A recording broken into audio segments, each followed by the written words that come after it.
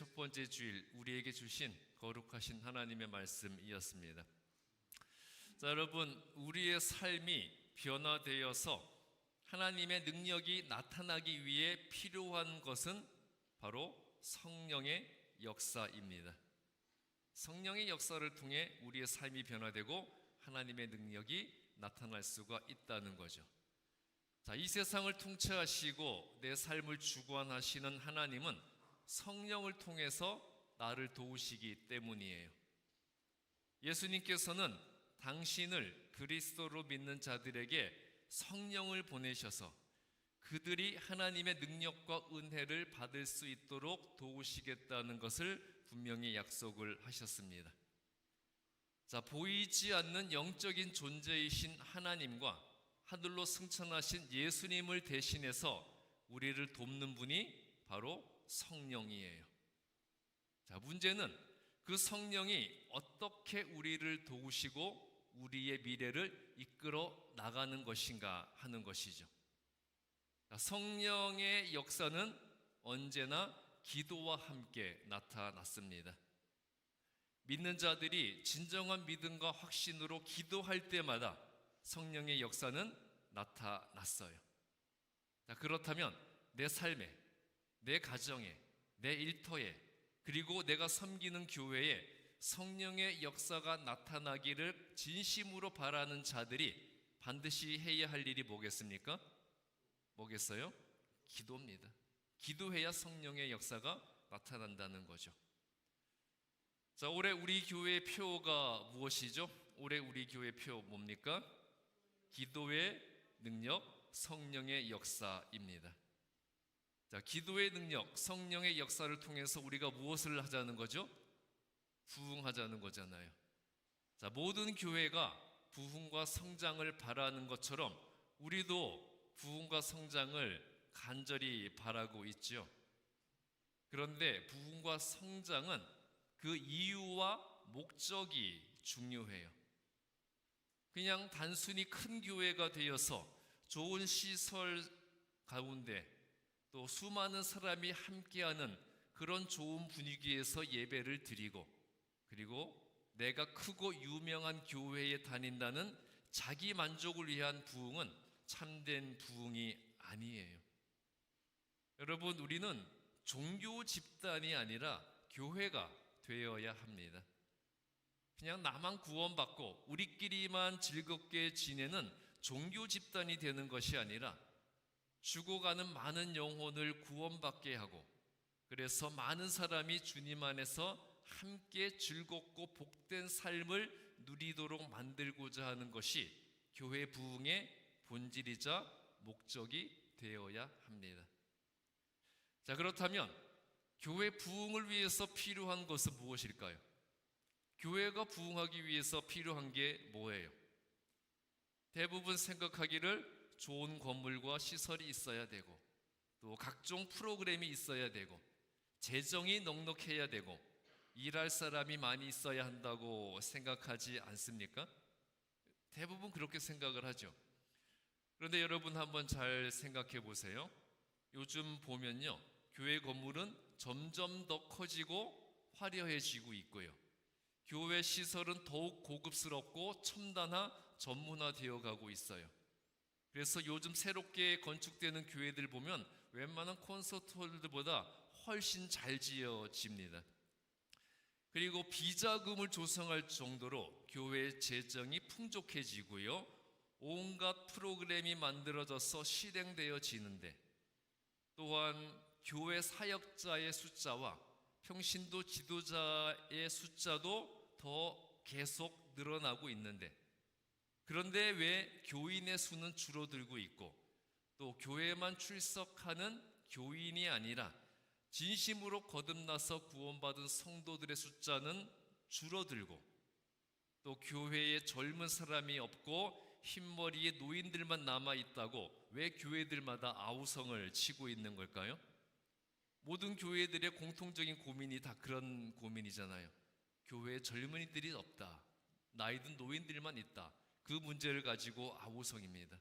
자, 왜 이런 일이 생기는 걸까요? 자, 교회에 젊은 사람이 없다는 것은 무엇을 의미하는 걸까요? 교회에 젊은 사람이 없다는 것은 믿은 지 오래되지 않은 사람, 즉 새로 믿은 사람이 많지 않다는 것을 의미하죠. 그러면 노인들이 많이 남아있다는 것은 무엇을 의미하는 거겠어요? 아주 오랫동안 믿어온 사람들만 계속해서 믿어오고 있다는 그런 증거가 되는 거잖아요. 그리고 요즘에는 예수 믿는 사람들이 더 전문화된 좋은 직업들도 많이 가지게 되었고요.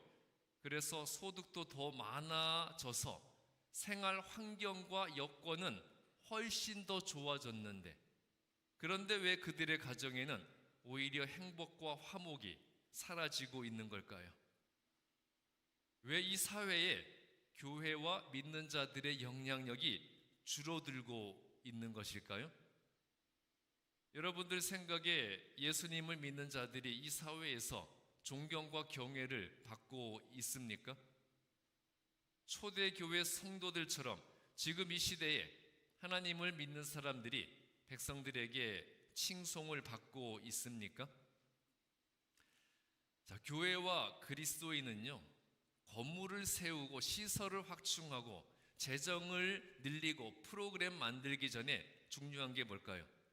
신앙의 기본으로 돌아가야 돼요. 그런데 교회가 프로그램과 행사에 죽고 사는 곳이 되어 버렸습니다. 물론 교회에 프로그램과 행사도 있어야 하고 중요한 것은 맞죠. 그렇지만 그것이 신앙의 본질은 아니에요. 그냥 신앙을 위한 하나의 보조적인 수단일 뿐인 겁니다. 자, 프로그램이 없어서, 행사가 없어서 교회들이 죽어가고 성도들의 영성이 무너지는 것 아니잖아요. 오히려 프로그램이 너무 많아서, 행사가 너무 많아서 성도들의 영성은 참 아이러니하게 오히려 죽어가고 있습니다. 그냥 프로그램만 의지하고, 프로그램이 좋아서 교회에 나오고, 프로그램에 의해 기뻐하고 즐거워하고 만족해하는 그런 신앙이 되어버리고 말았습니다. 즉 프로그램과 교회의 각종 행사가 신앙생활의 본질이 되어 버렸어요. 자, 교회의 핵심 기관인 여선교회를 보더라도 요즘 많은 교회에서 여선교회가 밥하기 위해서 교회 나오는 기관이 되어가고 있습니다. 자, 영혼 구원과 전도가 아니라 식사와 친교 문제로 늘 고민하고 걱정하고 염려하다가 모든 식사와 친교의 과정이 다 끝나면 편안함을 얻는 것이 현실이에요. 하나님을 가까이 하고 그 능력을 누리기 위해서 기도하고 고민하고요. 나와 함께 하시는 하나님의 임재하심으로 인해 기뻐하고 참 평안을 얻어야 하는데, 식사 준비와 음식 준비, 그리고 식사가 다 끝나면 편안함을 얻는 게 현실이 되어 버렸다는 겁니다. 자, 그렇다면 분명히 무엇인가 잘못된 것이 분명하겠죠. 자, 무엇이든 기본기가 중요한 것인데, 기본이 되어 있지 않은 상태에서, 신앙적 기본이 없는 상태에서 프로그램에만 참여하고 행사에만 집착하면서 프로그램에 참여하고 행사를 위해 열심히 봉사하면 신앙생활을 잘하는 것으로 착각을 하니까, 즉 기본기가 없는 상황에서 개인기만 발휘하려고 하니까 우리의 신앙이 근본이 없는 모래 위에 지은 집이 되어버리는 겁니다. 여러분, 우리는 신앙의 기본으로 돌아가야 돼요. 신앙의 기본이 뭘까요? 신앙의 기본이 십자가 영성이고요, 십자가 영성은 곧 기도의 영성입니다. 인간의 죄를 대속하기 위해서 십자가에 매달리기 전에 그 일을 위해서 기도하셨고, 십자가에 달리신 후에도 자기를 저주하고 조롱하는 자를 위해서 오히려 기도하셨던 예수님의 그러한 기도의 영성을 우리가 가져야 합니다. 예수님의 그 기도의 힘이 십자가 대속을 가능하게 했고요, 기도의 힘이 예수님을 저주하는 죄인들을 구원하게 만들었어요. 우리는 잃어버린 기도의 영성을 회복해야 돼요. 자, 예수님이 그러하셨던 것처럼 무엇을 하든지 여러분은 그 일을 하기 전에 기도하십니까? 예수님은 무엇을 하든지 그 전에 기도하셨습니다. 여러분들도 예수님처럼 무엇을 하든지 그 일을 하기 전에 먼저 기도하십니까? 또 모든 일을 하는 과정에서 그 일을 하나님께 맡기고 기도를 하십니까? 그리고 모든 일을 마친 후에는 맞춰진 그 일의 모든 결과를 통해 하나님이 먼저 영광 받으시기를 원하며 기도하고 계십니까? 이게 기도의 영성입니다. 이렇게 기도하는, 예수님처럼 어떠한 일을 하기 전에 기도하고 하는 과정에서 기도하고 마친 후에 기도하는 기도의 영성을 우리가 가져야 한다는 거죠. 자, 여러분, 교회의 역사는 무엇과 함께 시작이 되었죠? 교회의 역사는 성령의 임재와 함께 시작이 되었어요. 예수님의 성육신도 성령의 잉태로 인해 가능해진 것이었죠. 우리 기독교와 교회의 역사를 보더라도요, 중요한 순간마다 성령의 능력이 함께 했습니다. 우리 기독교 역사 한번 돌아보세요. 예루살렘 교회, 또 평양, 또 아주사, 웨일스, 에즈베리, 이 모든 대부흥의 배경에는 성령의 역사가 있었습니다. 성령의 능력으로 모든 일이 가능해졌다는 거예요. 자, 성령은 우리와 함께하면서 우리를 도우시는 보이지 않는 하나님의 능력이에요. 성령은 우리를 돕기 위해서 예수님께서 보내신 권능이자 은혜입니다. 그러므로 우리가 성령 충만하게 될 때 하나님의 능력과 예수님의 권세로 무엇이든 할 수 있는 존재로 살아가게 되는 거예요. 그 능력을 누리게 하는 것이, 이러한 성령의 능력을 누리게 하는 것이 바로 기도입니다. 기도. 자, 믿는 자들이 진정한 믿음으로 간절히 기도할 때마다 성령의 역사는 나타났습니다. 저 모든 성령의 역사의 배경에는 기도가 있었어요. 자, 성령은 기도하는 자에게 임하는 능력이고 축복이에요. 그러므로 기도가 곧 능력입니다. 오늘 구약 본문 예레미야 33장 1절부터 3절에서 예레미야는요, 인간의 미래의 모든 일을 주관하시는 분은 오직 하나님뿐이시라는 것을 분명하게 선포하고 있어요.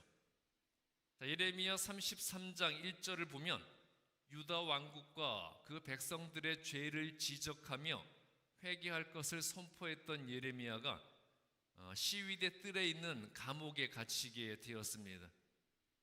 예레미야는요, 하나님께만 순종했고 하나님이 시키시는 대로 하나님이 전하라고 했던 계시를 유대 백성들에게 전했을 뿐이었는데, 그런데 오히려 예레미야는 그로 말미암아 감옥에 갇히게 되었습니다. 하나님의 뜻대로 순종했는데 오히려 감옥에 갇히게 되었어요. 자, 이게 의미하는 게 뭘까요? 하나님의 말씀대로 행하면서 그의 뜻대로 순종하는 자에게 임하는 고난과 시련을 상징하고 있어요. 그러나 2절은요, 이처럼 하나님의 뜻대로 살아가는 것이 고난과 시련과 불이익을 가져다 주더라도 그럼에도 불구하고 하나님의 말씀대로 행하는 자를 통해서 하나님이 일하시고 당신의 뜻을 성취해 나가신다는 것을 분명하게 밝히고 있습니다. 자, 예레미야는 억울하게 감옥에 갇혔고요, 유다 왕국은 멸망하고 폐허가 될 것이지만 이 참혹한 현실 앞에서 그들이 할 수 있는 일은 아무것도 없었어요.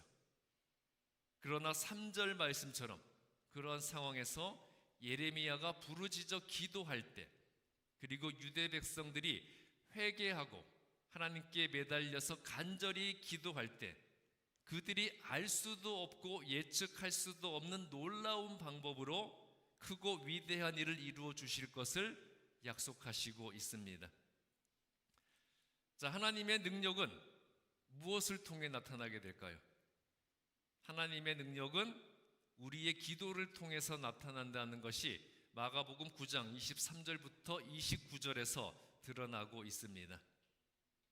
하나님 능력의 한계는요, 기도의 능력의 한계와 같아요. 즉 우리가 믿고 기도하는 만큼 하나님께서 이루어 주신다는 거죠.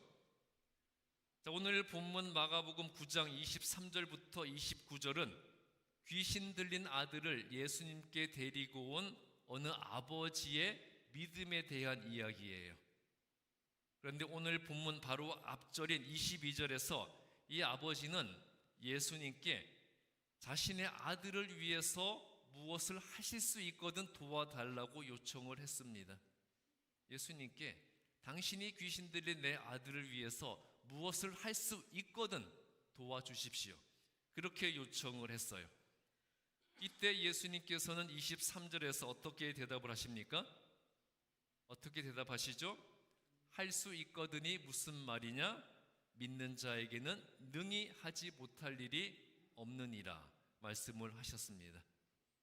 즉 예수님께는 할 수 있거든이라는 가능성을 타진하는 것이 아니라 예수님은 하실 수 있다는 믿음을 가져야 한다는 것을 알려주신 것이었어요. 예수님 앞에 나오는 우리의 자세는 예수님 하실 수 있거든, 주실 수 있거든, 그것이 아니라 예수님은 하실 수 있습니다. 그 믿음을 가지고 나와야 한다는 것이었습니다. 이 말을 듣고서야 귀신 들린 아이의 아버지는 24절에서 예수님은 무엇이든 하실 수 있다는 것을 내가 믿나이다 부르짖었습니다. 자, 이렇게 무엇이든 하실 수 있는 하나님과 예수님을 대신해서 모든 것을 이루어 주시고 모든 것을 가능하도록 해주시는 것이 성령의 능력이에요. 예수님과 하나님은 우리를 위해서 무엇이든 하실 수 있습니다. 그 하나님과 예수님을 대신해서 우리에게 모든 것을 이루어 주시는 분이 바로 성령이고 성령의 능력이라는 것이죠. 그리고 그 성령의 능력은 반드시 응답된다는 믿음의 기도를 통해서 역사하게 되어 있어요. 자, 성령의 능력은 어떤 기도를 통해서 역사된다고요? 반드시 응답된다는 믿음의 기도. 그 믿음의 기도를 통해 성령의 역사는 나타나게 되어 있습니다. 그런데 응답하여 주실지도 모른다는, 응답해 주실 수도 있다는 그런 마음을 통해서 성령의 능력이 나타날까요? 안 나타날까요?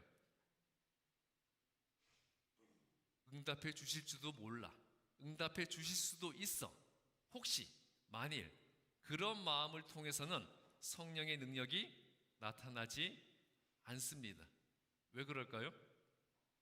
하나님도 자존심이 있으신 분이신데 믿지 못하는 자의 기도에 성령의 능력을 행하여 주실 리가 없는 거잖아요. 그렇죠? 자, 기도의 영성 첫 번째가 모든 일에 앞서서 하나님께 기도하는 것이라면, 기도의 영성 두 번째는요, 하나님은 내가 기도하는 대로 모든 것을 이루어 주신다는 것을 절대적으로 믿고 신뢰하여서 입으로 시인하고 선포하는 것이에요. 그리고 이러한 진정한 기도의 영성이 성령의 능력을 불러오게 되는 겁니다. 여러분, 하나님은 하신다고 하면 무엇이든 하시는 분이에요.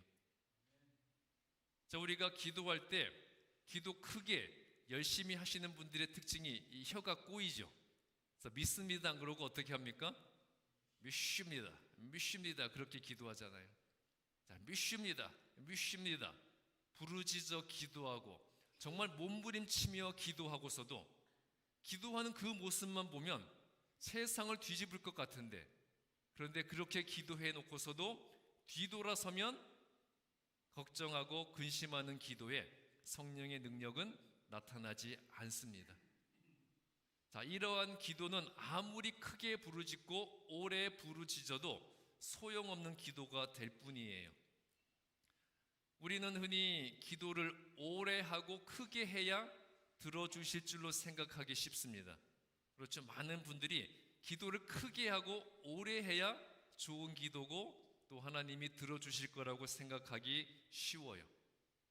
그렇지만 믿음과 확신도 없이 아무리 오래 부르짖고 아무리 크게 부르짖어 봤자 그 기도는 중언부언하는 기도가 될 뿐입니다. 기도는 짧건 길건 영성이 굵어야 돼요.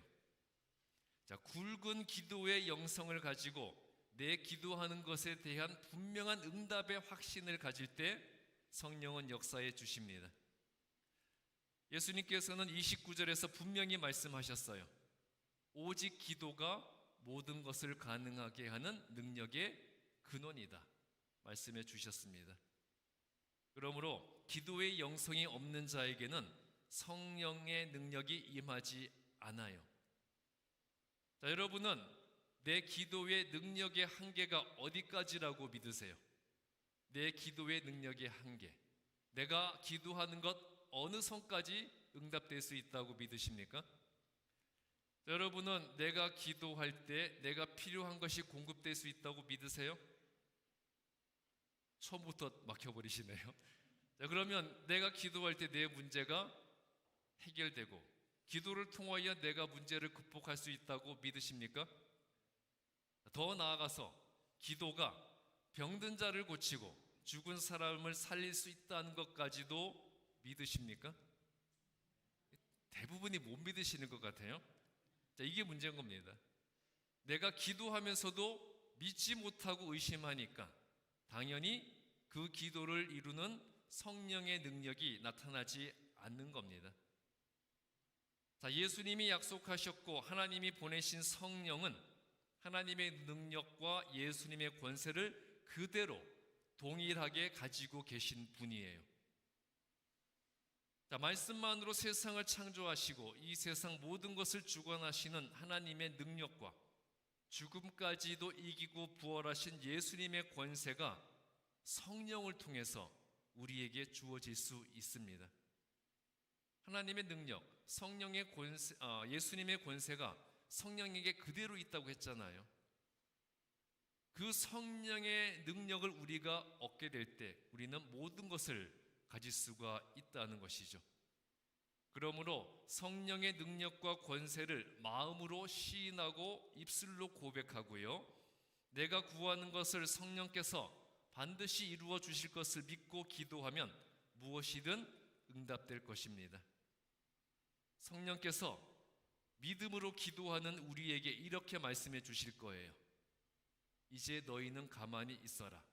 내가 너희를 위하여 크고 놀라운 일을 행하리라. 믿음으로 기도하는 자에게 하나님께서 이렇게 말씀해 주신다는 겁니다. 자, 여러분, 기도의 영성을 회복해서 성령의 능력과 성령이 이루시는 역사를 경험하는 그러한 그리스도인들이 되시기 바랍니다. 우리가 새롭게 맞이한 이 2026년 한 해, 나를 위해서, 내 가정을 위해서, 내 모든 행사를 위해서, 그리고 여러분이 섬기는 교회를 위해서 믿음으로 기도하시고 그 기도의 능력으로 내 자신과 내 가정과 내가 섬기는 교회에 성령의 역사가 나타나도록 만드는 그러한 기도의 사람들이 되시기를 주님의 이름으로 축복합니다.